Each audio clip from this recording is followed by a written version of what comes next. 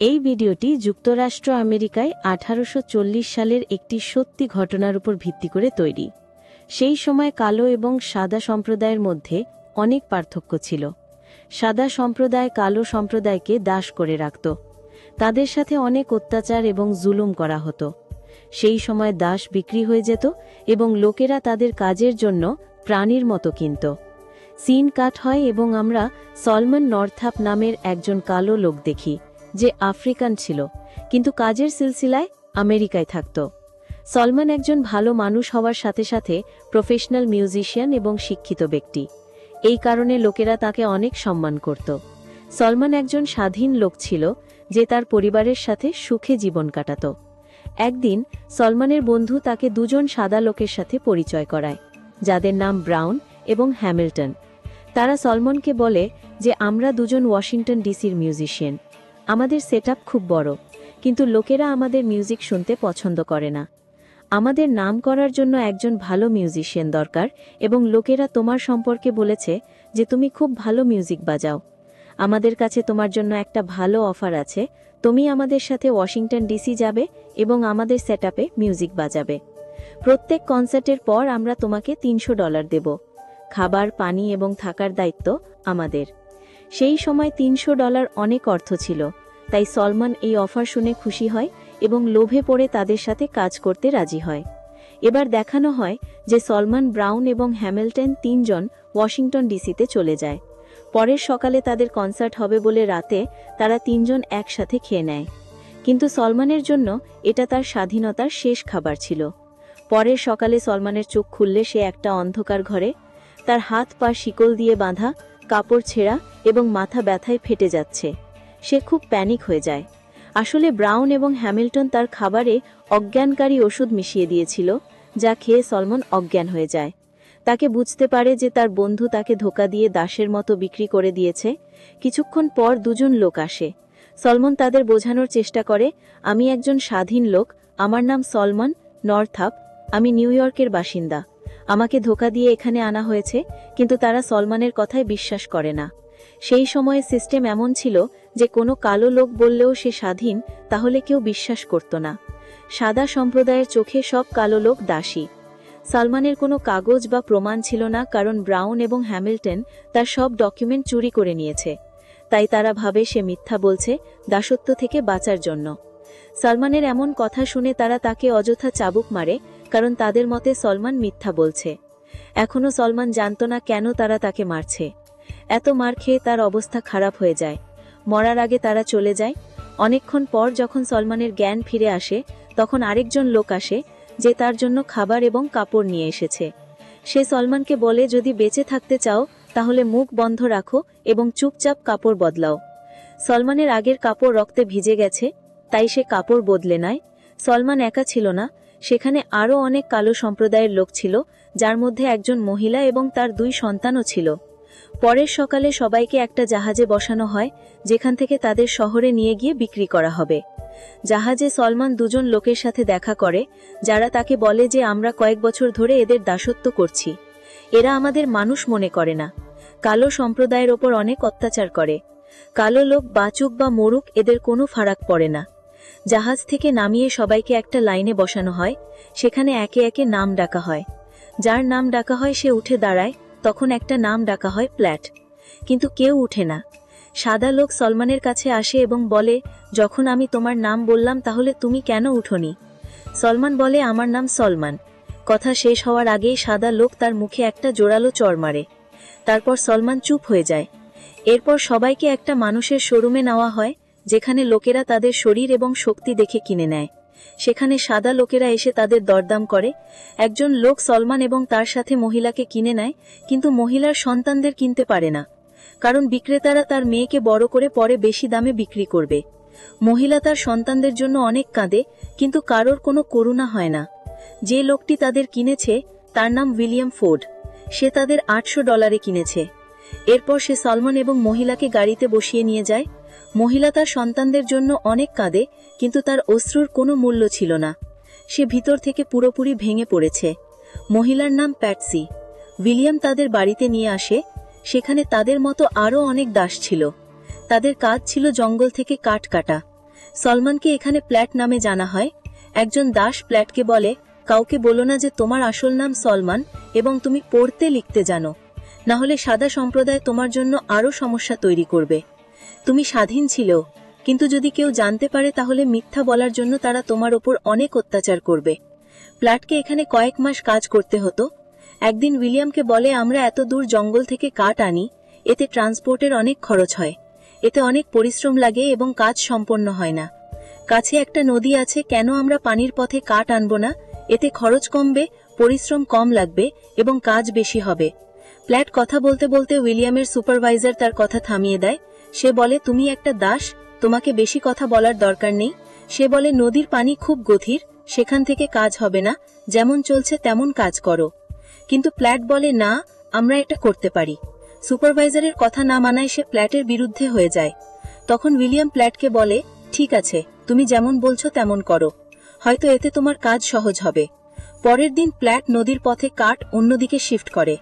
কাজ দেখে উইলিয়াম খুব খুশি হয় এবং খুশিতে তাকে একটা গিটার গিফট করে। উইলিয়াম একজন ভালো মানুষ, সে অন্যদের অনুভূতিও বোঝে, কিন্তু উইলিয়ামের সুপারভাইজার প্ল্যাট থেকে প্রতিশোধ নিতে চায়। সে তার কথা না মানার জন্য তাকে শাস্তি দিতে চায়। আসলে সলমন শিক্ষিত, তার শিক্ষা তার ব্যক্তিত্বে দেখা যায়। একদিন সুপারভাইজার প্ল্যাটকে কাঠের ঘর বানাতে বলে।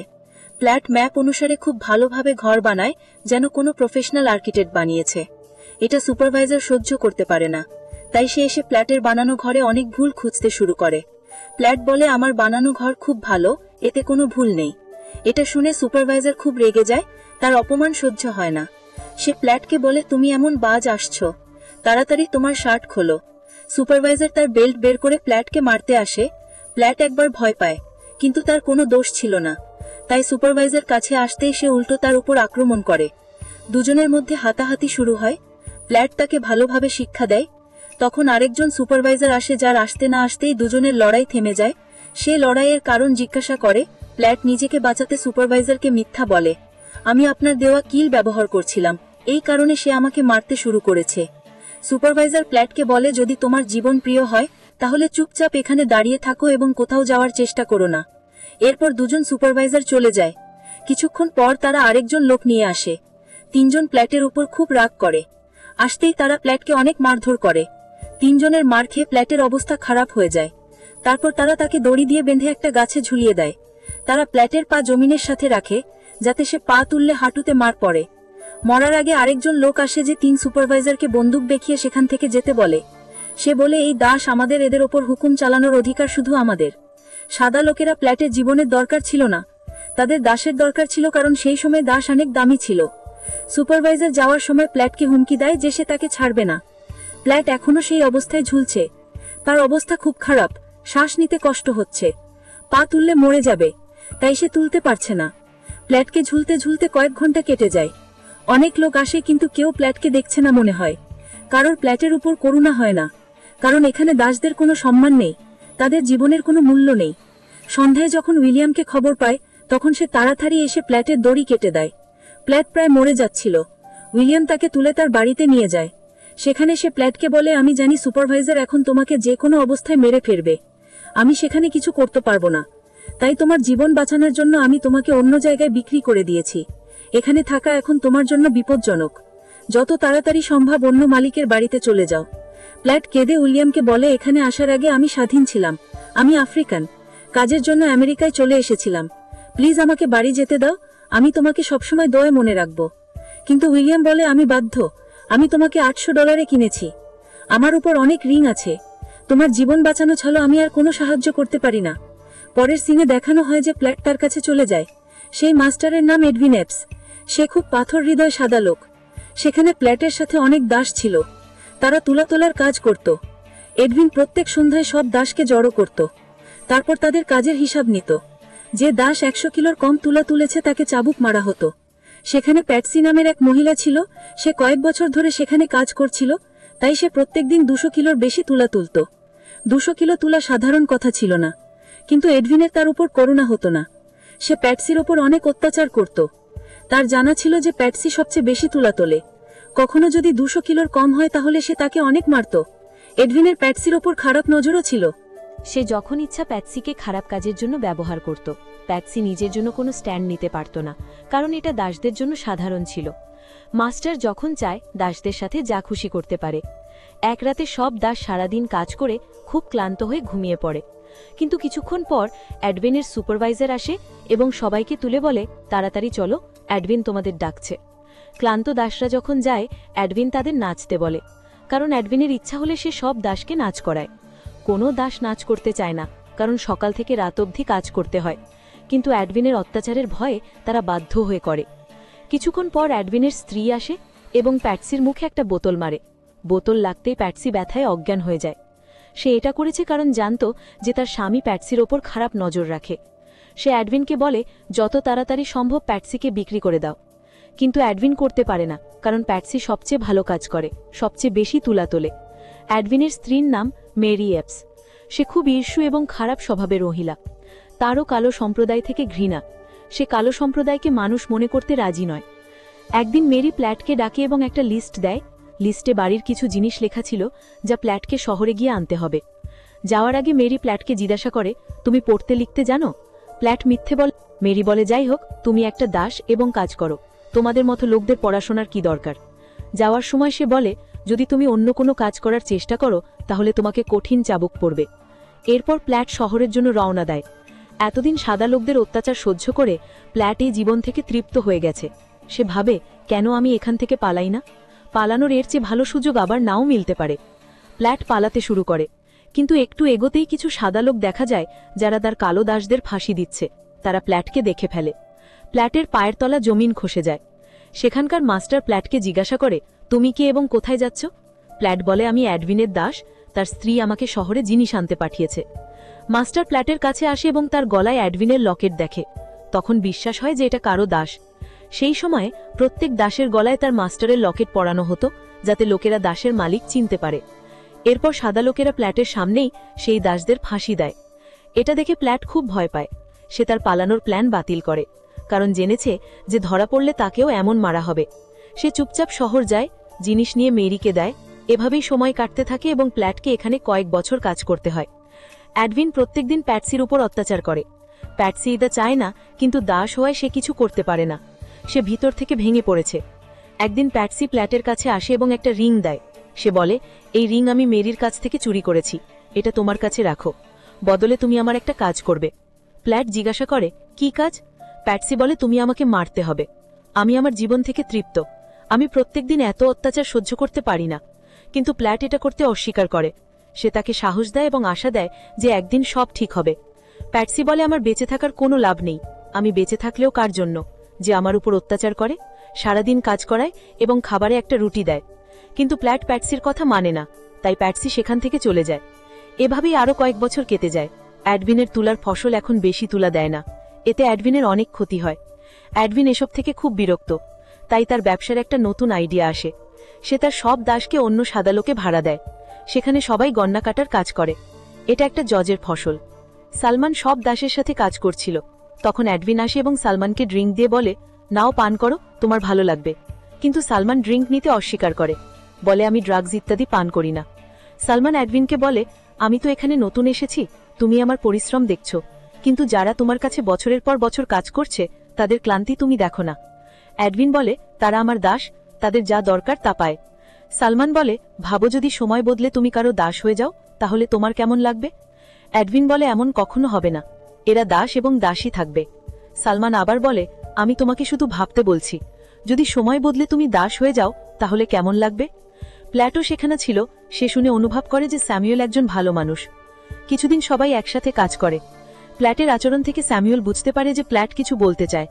স্যামুয়েল প্ল্যাটকে জিজ্ঞাসা করে, তুমি কি আমাকে কিছু বলতে চাও? যদি তোমার মনে কিছু থাকে তাহলে বলতে পারো। প্ল্যাট আগে এক সাদা লোকের ধোকায় পড়েছে, তাই বলতে ভয় পায়, কিন্তু পরে সাহস করে সব সত্যি বলে। বলে, আমি একজন স্বাধীন আমেরিকান ছিলাম, আমাকে ধোকায় এখানে আনা হয়েছে এবং দামে বিক্রি করা হয়েছে। স্যামুয়েল প্ল্যাটের কথা শুনে খুব দুঃখ পায়। সে বলে, এটা করলে তোমার জীবনের সাথে আমার জীবনও বিপদে পড়বে, কিন্তু আমি তোমার সাহায্য করব। আমি তোমার জন্য একটা চিঠি লিখব। যদি আমার চিঠিতে তুমি স্বাধীন হও তাহলে মনে হবে আমি আমার জীবনের উদ্দেশ্য পূরণ করেছি। আমি খুব খুশি হব। কিছুদিন পর স্যামুয়েলের কাজ শেষ হয়, সে চলে যায়। কিন্তু আরও কয়েক মাস কেটে যায়। একদিন প্ল্যাট সবার সাথে খেতে কাজ করছিল। তখন একটা গাড়ি আসে। গাড়িতে দুজন লোক যাদের মধ্যে একজন পুলিশ অফিসার। অফিসার ক্ষেতের দাসদের কাছে আসে এবং জিজ্ঞাসা করে, তোমাদের মধ্যে প্ল্যাট কে? প্ল্যাট অফিসারের কাছে যায়। অফিসার জিজ্ঞাসা করে, তুমি কি গাড়ির কাছে দাঁড়ানো লোকটিকে চেনো? প্ল্যাট ভালো করে দেখে এবং বলে, হ্যাঁ, এটা মিস্টার পার্কার। মিস্টার পার্কার সেই লোক যার কাছ থেকে প্ল্যাট এবং তার পরিবার বাড়ির জিনিস কিনত। অফিসার প্ল্যাটকে জিজ্ঞাসা করে, তোমার আর কোনো নাম আছে? প্ল্যাট বলে, আমার আসল নাম প্ল্যাট নয়, সালমান নর্থাপ। অফিসার সালমানকে আরো অনেক প্রশ্ন করে। সালমান সব প্রশ্নের সঠিক উত্তর দেয়। তাদের বিশ্বাস হয় যে এটাই সালমান নর্থাপ। অফিসার সালমানকে মিস্টার পার্কারের কাছে নিয়ে যায় এবং সালমান মিস্টার পার্কারকে জড়িয়ে ধরে অনেক কাঁদে। এতক্ষণে অ্যাডভিনও আসে। সে সালমানকে থামানোর অনেক চেষ্টা করে, কিন্তু মিস্টার পার্কার এবং অফিসার অ্যাডভিনকে হুমকি দেয়। বলে, যদি তুমি সালমানকে থামানোর চেষ্টা করো তাহলে আমরা কোর্টে তোমাকে খুব লজ্জা দেব, তুমি ধ্বংস হয়ে যাবে, তাই পিছিয়ে যাও। এরপর যখন সালমান যাচ্ছে, পিছন থেকে প্যাটসি আসে। সে তাকে দেখে থেমে যায়। সে তার কাছে গিয়ে জড়িয়ে ধরে। দুজনে অনেক কাঁদে, কারণ আজ সালমান স্বাধীন হচ্ছে। দুজনে জানে যে তারা আর কখনো দেখা করবে না। সালমান স্বাধীন হয়েছে, কিন্তু প্যাটসি এখনো সেখানেই থাকবে। সিন কাট হয়। দেখানো হয় যে সালমান 12 বছর পর তার বাড়িতে ফেরে। তার ছেলেমেয়েরা এখন বড় হয়েছে। সালমানের মেয়ের বিয়ে হয়েছে এবং তারও একটা সন্তান আছে। সালমানের মেয়ে তার ছেলের নাম তার বাবার মতো রেখেছে, সালমান নর্থাপ। সালমান তার পরিবারকে এত বছর পর দেখে অনেক কাঁদে। সারা পরিবার খুব ইমোশনাল। স্বাধীন হবার পর সালমান অনেক বড় কাজ করে। তার সম্প্রদায়ের জন্য সে তার গল্প বিশ্বের সামনে তুলে ধরে, যাতে লোকেরা জানে যে আমেরিকায় কালো সম্প্রদায়ের ওপর কি অত্যাচার হয়। সে একটা বই লেখে যার নাম 12 Years a Slave, যাতে সে তার সব গল্প লিখেছে, কিভাবে তাকে ধোকায় দিয়ে বিক্রি করা হয়েছে এবং 12 বছর কি যন্ত্রণা কেটেছে। পরে সালমান অ্যান্টি স্লেভারি মুভমেন্টের অংশ হয়, স্পিচ দেয়, লোকেদের স্লেভারির বিরুদ্ধে সচেতন করে। তার গল্প সেই সময়ের আমেরিকায় অনেককে নাড়া দেয়, স্লেভারি শেষ করার মুভমেন্টকে আরো শক্তি দেয়। এবং এই সত্যি যন্ত্রণাময় গল্প এখানে শেষ হয়। তোমাদের কি মনে হয় সালমান প্যাটসির জন্য কোনো স্ট্যান্ড নিয়েছে কিনা? কমেন্টসে জরুর বলো। Thanks for watching.